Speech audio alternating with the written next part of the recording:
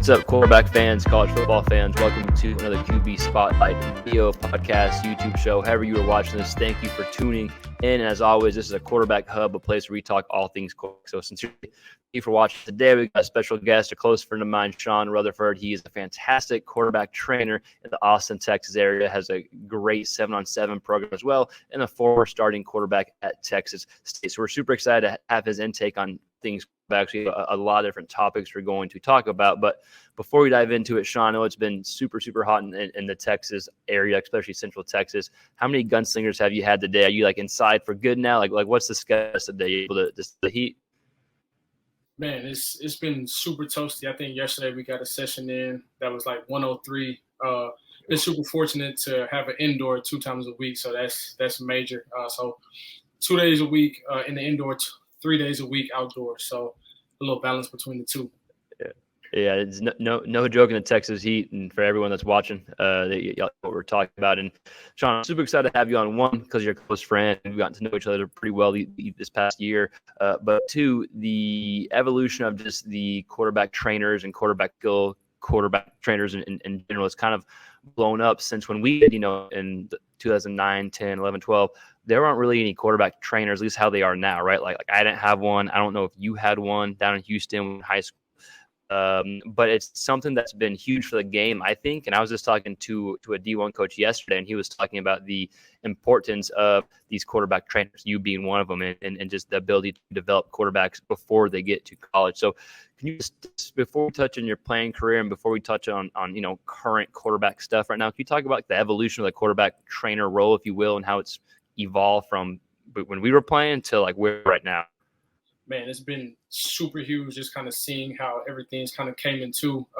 No telling what you and me would have been had we had some quarterback trainers back in our time. But I think it's really big. I know one of my biggest things that I like to do working with kids in high school, I'll reach out to their offensive coordinators or quarterback coaches just to kind of bridge that gap of hey, I know y'all only get a certain amount of time with these guys. So if it's something that you need me to work on with them or something that he's lacking with you, please don't hesitate to let me know. And I feel like that just builds a relationship between myself and other coaches, because you have a lot of guys that don't do things the right way. They want to, I'm teaching them this way when they go to school and their coach is teaching it the complete opposite way. So just being open-minded and understanding that everything can't be specific the way that we teach it, but also have to do it kind of how they're taught at school as well. But I want to say the whole quarterback training evolution has kind of popped up probably around 2016, 2017 is when I started to see a lot of guys really start to roll in and hone into the craft of being quarterback trainers. But I think it's been a huge help for a lot of guys, just the missing pieces of the game that they need to help them where they want to go. Yeah, that's a good point. A great point you mentioned, the offensive coordinators, the quarterback coaches at school, they only have a certain amount of time. They have all their kids they have to coach on, right? So it's almost like someone that wants to get faster, they go outside of school to train with someone to get faster. Someone that wants to develop as a quarterback, now they're on that route as well. The way I relate it to people is, pitchers have been around for forever. When we were younger, everyone's going to a pitching coach, this and that. Now It's the same thing, except, hey, I'm going to my quarterback trainer. And I think it's also really cool that you reach out to the high school coaches and bridge that gap, because they're just hard enough. You know what I mean? From grading papers to breaking down film. And so I know that truly does help them, and it gets the kids to buy in as well. With quarterback training, you said, did you start, before we talk about your career, because I want to did you start in 2016, 2015, as you kind of started individually training quarterbacks?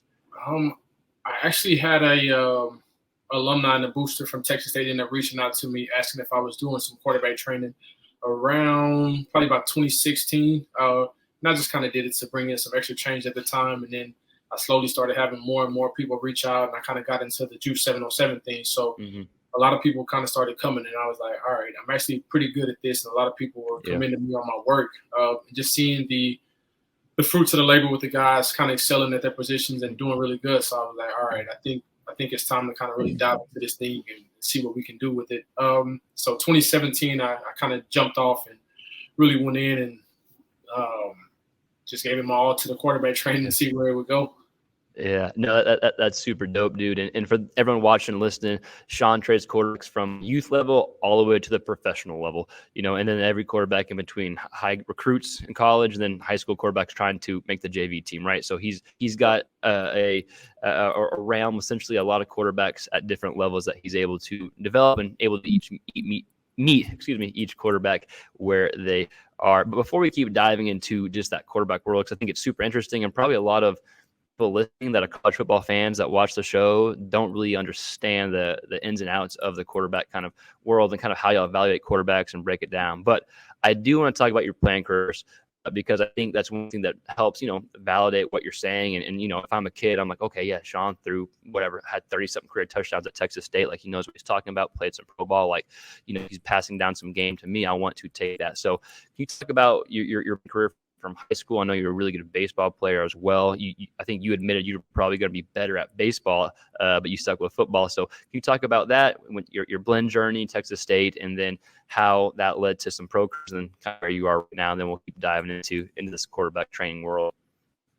Man, my journey has definitely been one for the books and very interesting. But as you mentioned, played both football and baseball in high school, played a little bit of basketball as well. But I mean, all my friends will probably tell you, like, I should have stuck with baseball. I probably have a huge contract right now, but I never really just liked football like that. I just played because I was good, and I told my parents they wouldn't have to pay for me to go to college. And with football, they get full scholarships, but baseball was percentages unless you were just like that guy.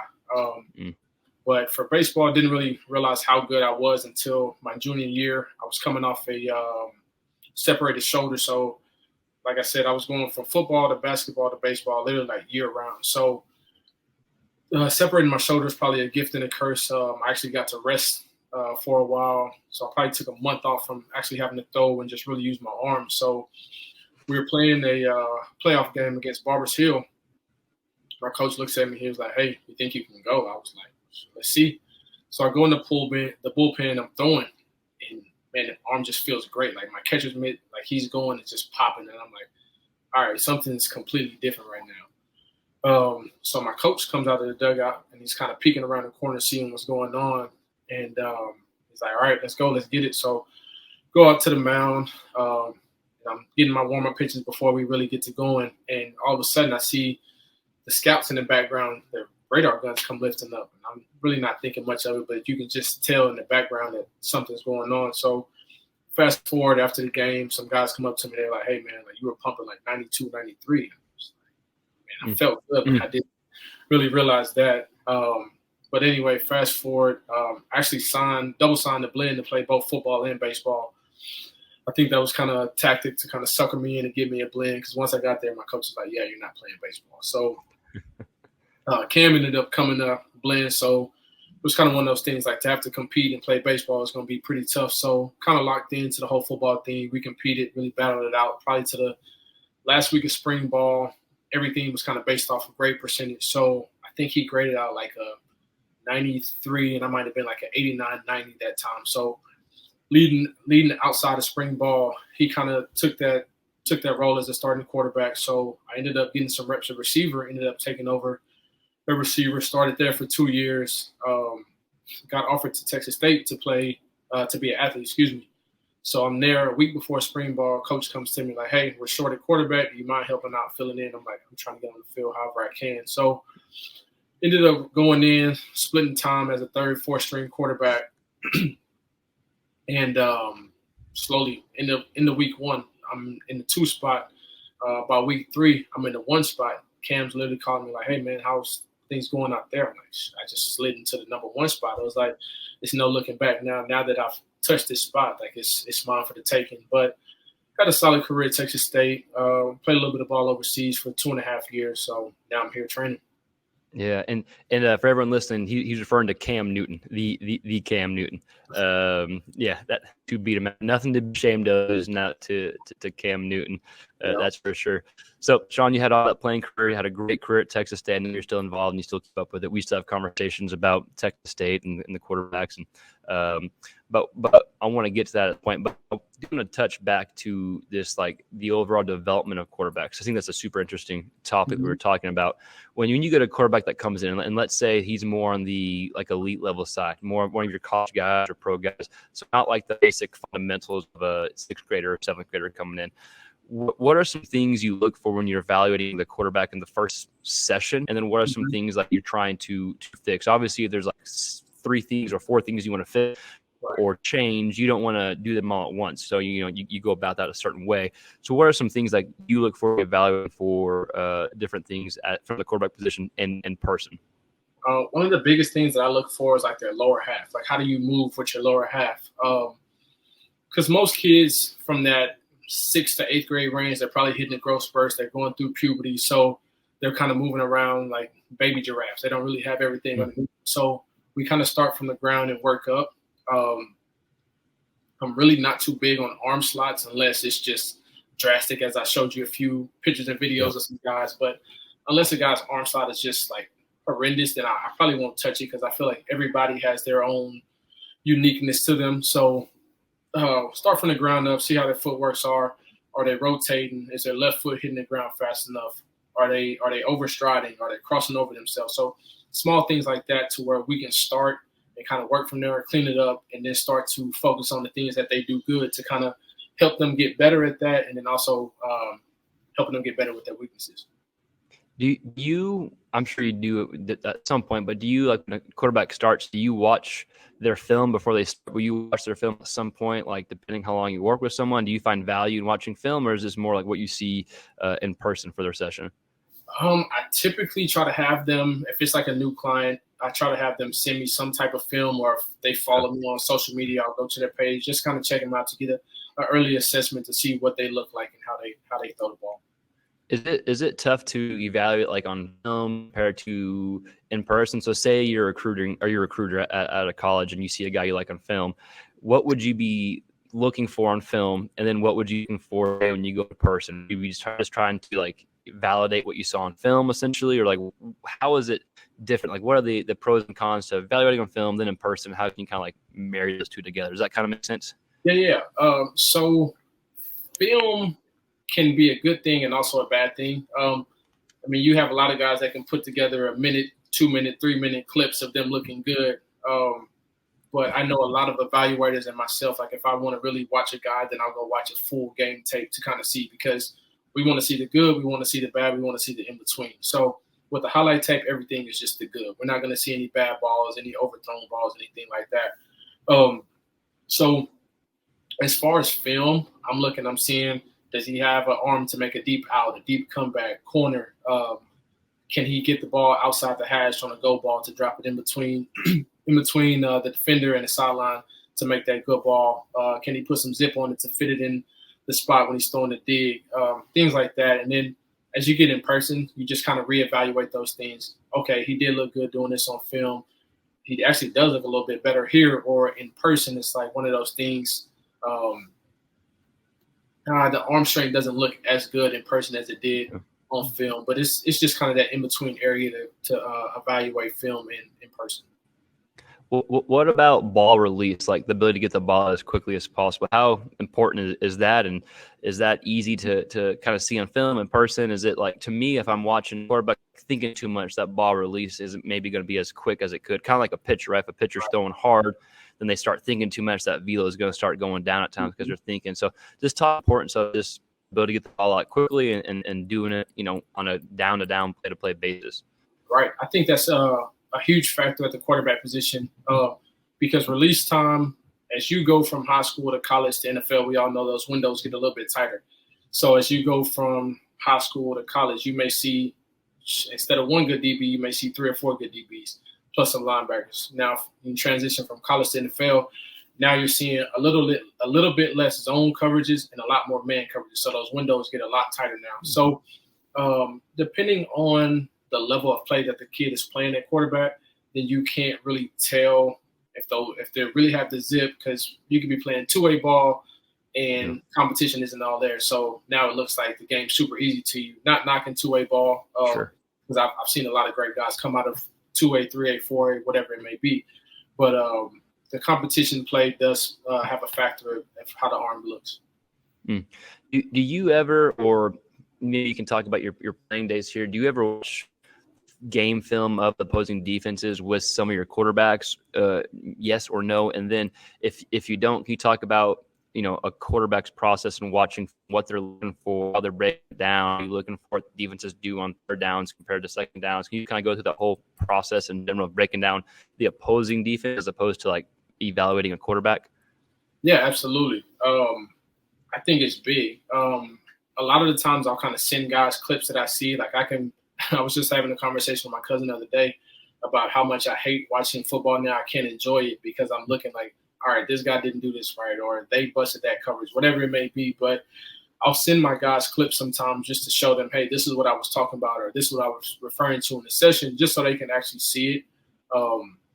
But even in sessions, like I'll have my guys, hey, I know it's not a safety out here, but we got one high safety. I want you to hold your eyes here, and then we'll come down to the right or we'll come to the left, or we got a quarters look or half look, whatever it may be, just to get them to understand, take their eyes to those places to understand this is where they're going to be, this is where they aren't going to be. But as far as knowing the first things, I always tell my guys, safeties tell all. Like if you got a safety 8 yards down in the box, your antennas go up because you know something's possibly going to happen. Now, if you got your two safeties too high, sitting at 15 to 18 yards, and I know they're probably in cover 2, or if I got a guy cheated down, they're probably going to roll to 3. So just different things like that. Your safeties are always going to be your tell-all of everything. That's a good indicator. Also, I'm thinking about that, and you have a much better eye than me. But whenever I'm watching like top level college guys, whether it's like Georgia, Alabama, LSU, this defensive plan, my eye is so untrained now that it seems like one defense or the defense on the field side is doing something, defense on boundary side is doing something. Like I can't tell anything pre-snap anymore because they're always rolling or shifting coverages. Like maybe that's probably because they're so damn good. You kind of feel that way too, where you're looking at the thing, like you can see, oh damn, like I thought they were cover 3, they rolled down to cover 2, like whatever it may be. Is that like, obviously high school is not as that advanced, but when you're watching these like higher end college games, is that part of what makes defense so good? One, the athletes, but two, just the ability to disguise schemes and kind of like roll in different coverages? Yeah. You have a lot of defenses now that they'll go cover 6. So with cover 6, you'll have 4 on one side, 2 on the other. And that's a big thing. With offense, we pretty much have the advantage. So for defense, they have to disguise things so that way they don't tip things off to us. So they can show 2 and slide down to 6, or show 2, go 4, whatever it may be. But with us having the upper hand, by them moving and disguising things, now that kind of takes that game away from us. So now it's almost like we're playing chess. Like that way you don't know my next move or what I'm about to do. That's interesting. I hadn't even heard of cover 6 till recently. Like that wasn't even a thing when we were playing. Maybe it was, and I just wasn't paying attention to meetings. But talking along the lines of quarterback development, we mentioned at the beginning of the show that you and our guy Bam have a 7-on-7 team together called Juice, and it's in the Austin area, and kids from Central Texas playing it. Talk on the importance of, in your opinion, 7-on-7 with the development of the quarterback, right? And because all those reps they're able to get. Can you talk about that a little bit, and then just talk about the 7-on-7 scene in general? We have a lot of, obviously anyone watching this is a quarterback junkie, a college football junkie. They're aware of 7-on-7, but they're probably not super familiar with like the ins and outs, not necessarily how the game is played, but just like, our colleges recruiting at 7-on-7, do they value 7-on-7? How do y'all coach 7-on-7 compared to games? Can you just kind of give like some insight on that as well, and maybe like a peek behind the curtain, if you will?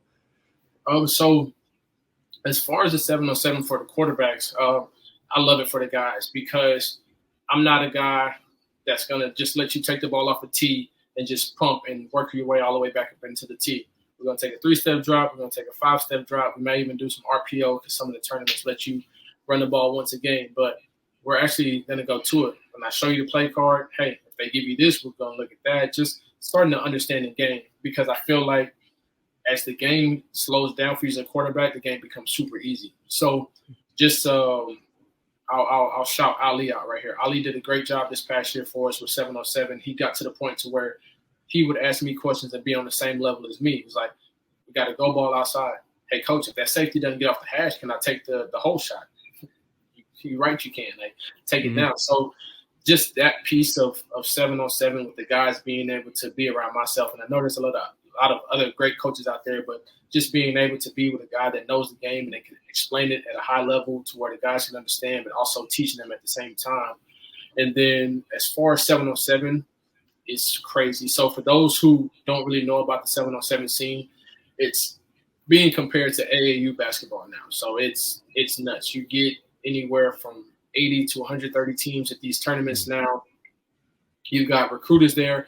College coaches can't actually come attend these tournaments, but they can send their news reporters out, other recruiters and things like that. But these coaches do recruit. I always tell people that I think it was our 2017 season. Shout out to my guy, Jalen Ellis, but he was on the map. He had a hell of a game against a few different teams. We go to the sidelines in between games. He gets a call from Kansas. Not even probably 10 minutes later, he gets another call from Kansas State just because he was standing out at these tournaments and doing really good. So some coaches do recruit off the 7-on-7 circuit. You have some that are old school and don't really believe in it. But my thing with it is you do 7-on-7 in practice. It's the same thing here. Can you run? Can you catch? Can you throw the ball? Can you defend?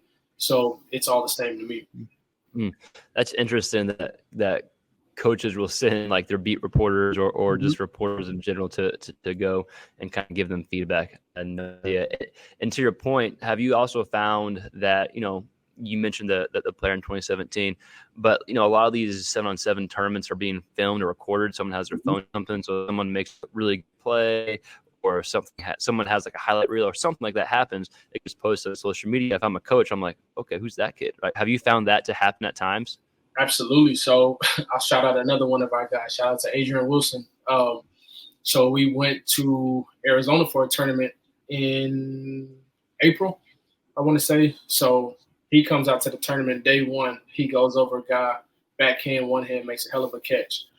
And that video instantly went viral.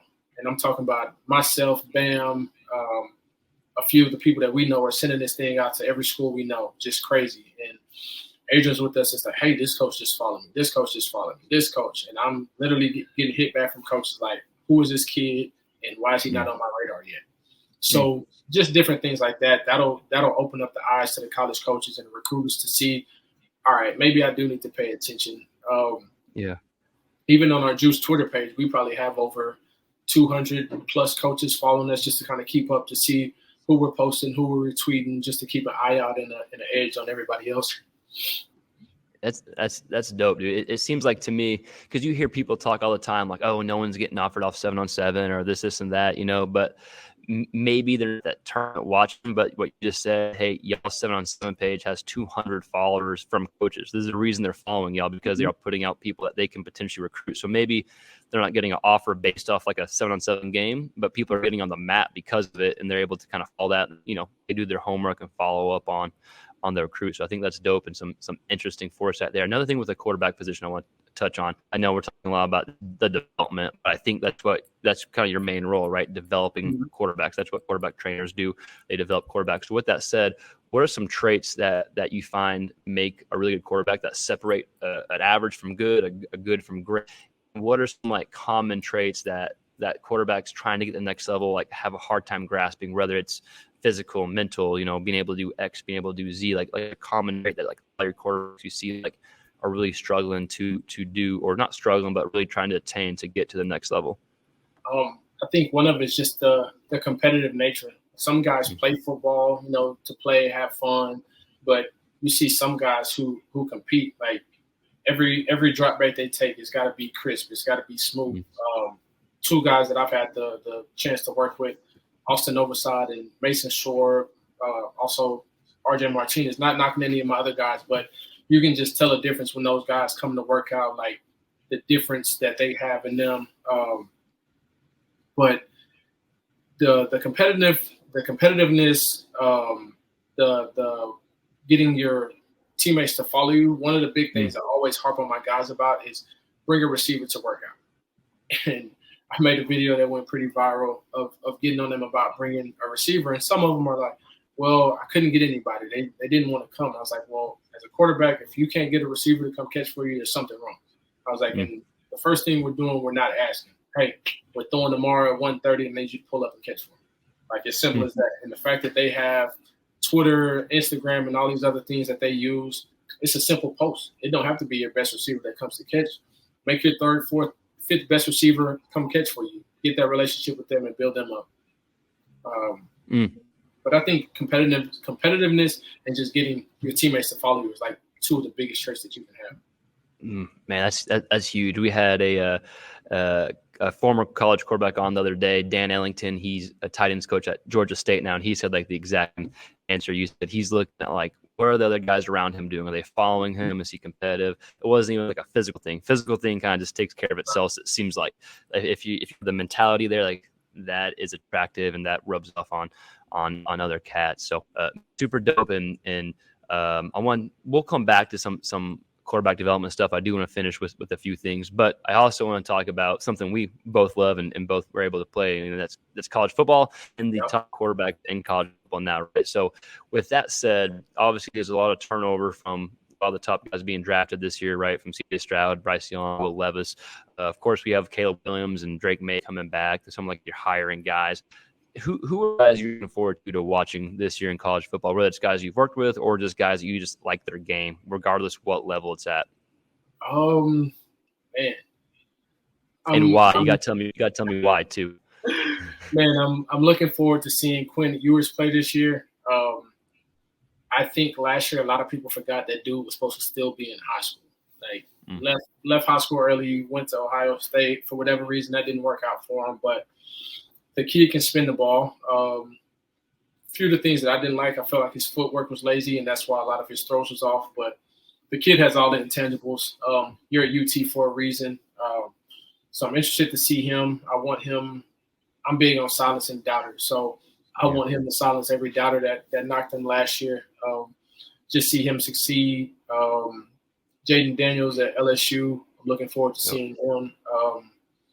He can be – potentially top 5 quarterback coming off the board this coming up year. Let me see, I got my notes here too. Yeah, I agree with Daniels. I like Daniels. I thought he did a good job, like taking care of the football. He's like athletic. Like if he takes that next step this year, gets the ball a little quicker, I think he's a big shot. 100%. JJ McCarthy at Michigan. I feel like this is going to be the year that dictates whether or not he goes as a top 5 quarterback or if he drops down a little bit further. But I like him. He can spin it real smooth. And he just looks like one of those guys that his teammates really respect and they follow him to do whatever he says. Michael P. at Washington, Jordan Travis at Florida State. And then my sleepers are Michael at Tulane. If my guy RJ gets a shot at Baylor, look out for that. Come on. Cam Ward at Washington State. And then Bo Nix. If Bo Nix can stay healthy, look out for Oregon. It's going to be some trouble. Yeah, those are all good names. I feel like all those names, I can tell like the type of quarterbacks you're attracted to. You're attracted to guys who get like beat down or criticized or get like too much of the blame. You know what I mean? Probably because you used to walk in those shoes. Right. But everyone you mentioned, like Jaden Daniels, he got crushed at Arizona State.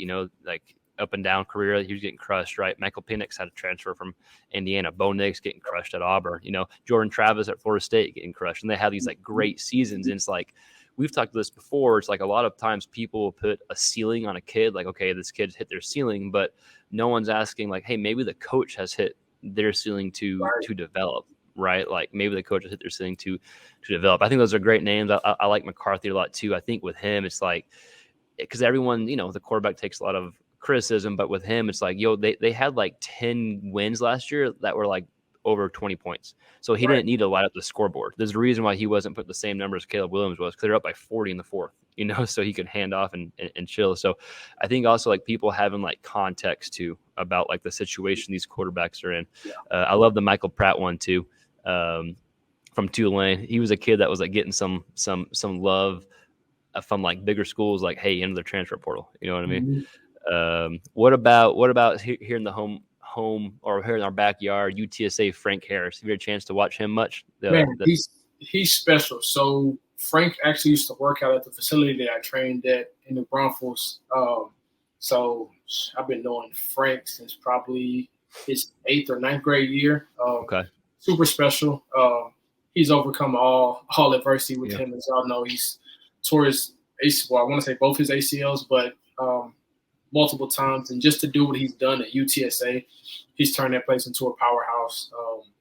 I hate it because they're attracting a lot of people away from my Bobcats, but I'm happy for him just to see. I'm a huge fan of underdogs, so just to see him do what he's doing, I'm a big fan of that. What do you think separates? I know we're going off the script, but what do you think separates, if anything, G5 quarterbacks from Power 5 quarterbacks? Right, you have your Caleb Williams, your Drake Mays, Quinn Ewers, where it's like, okay, obviously he has everything possible, but then you have like guys that are so in between. You know, guys maybe starting at like a mid-major Power 5, where it's like, hey, how come this G5 quarterback over here didn't get recruited like this in high school? Whether it was Grayson McCall from Coastal Carolina, Michael Pratt from Tulane, like you mentioned.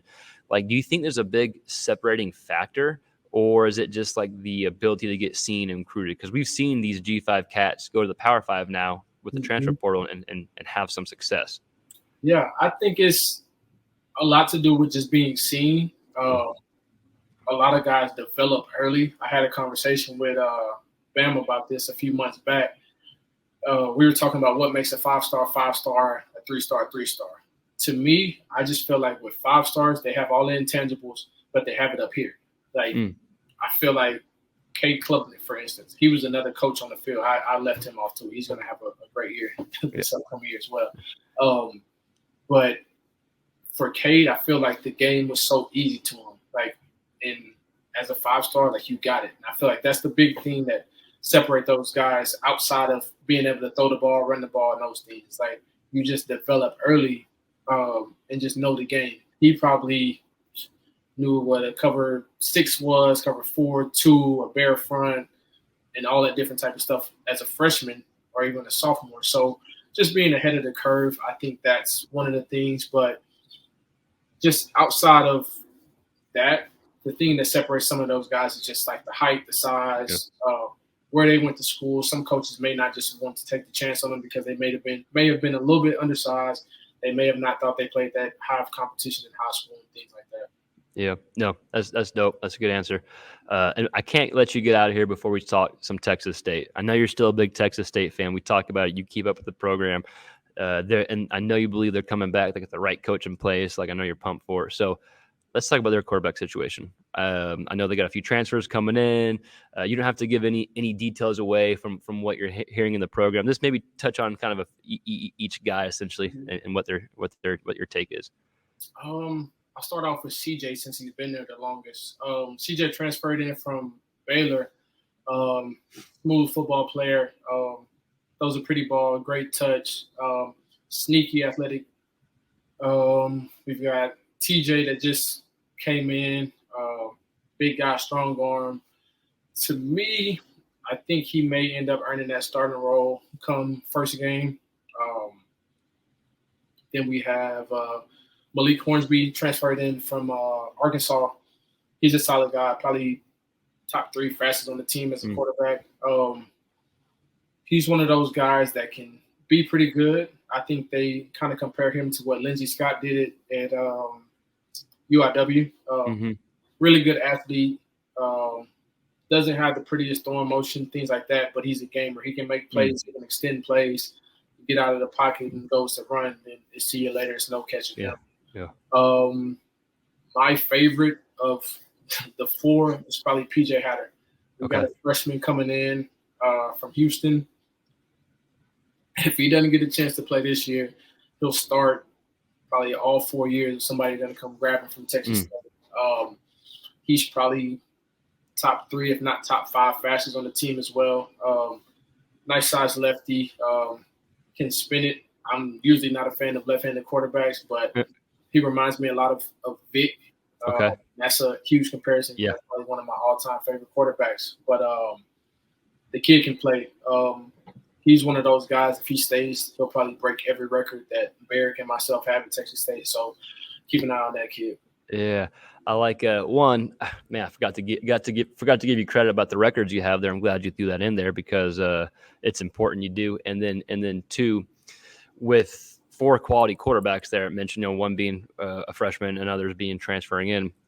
I think it's probably safe to say with the development that the new coaching staff is bringing in with the success that they had at Incarnate Word, it's safe to say like the quarterback play it's actually been, it hasn't been the quarterback's fault these past few years, if you've truly watched the game. But I think it's fair to say that the quarterback play is going to be pretty good at Texas State these next few years with the coaching staff coming in. Would you agree? Yeah, most definitely. Yeah, it's going to be fun. We need to get the stadium all filled up. You go to every game? You go to every home game or? Nah,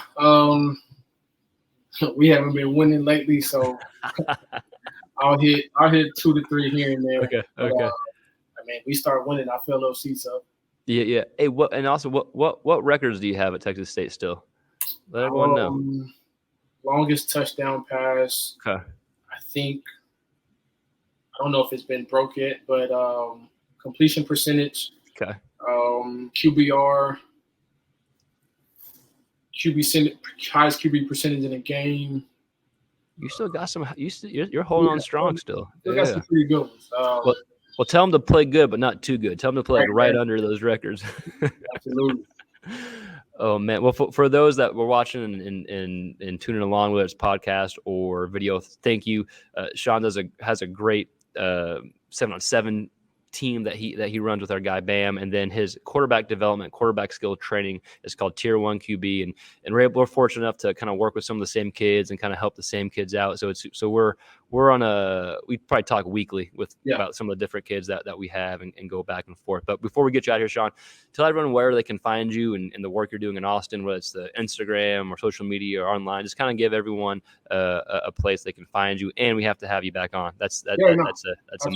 Yeah, that's mandatory. But as far as social media, Twitter, you can find me at Shaun SHAUN _Rut RUTH. On IG, you can find me at Shaun SHAUN _Rutherford RUTHERFORD _. And then my business page for quarterbacks is at Tier 1 QB, T1 QB on the shirt. Love that shirt. I need to get one, huh? But again, thanks for coming on, Shaun. And hey, don't hop off when I end this recording. It's not great podcasting to say, but stay on for a second. But everyone, thanks for watching. Thanks for tuning in. I appreciate it. We're gonna have more and more guests like Shaun on. Shaun's gonna come on more times. We got some quarterback trainers, coaches, and players coming on just like we've had in the past. We're super excited for it. So like, subscribe, all that YouTube stuff, and we will see y'all next time. Peace.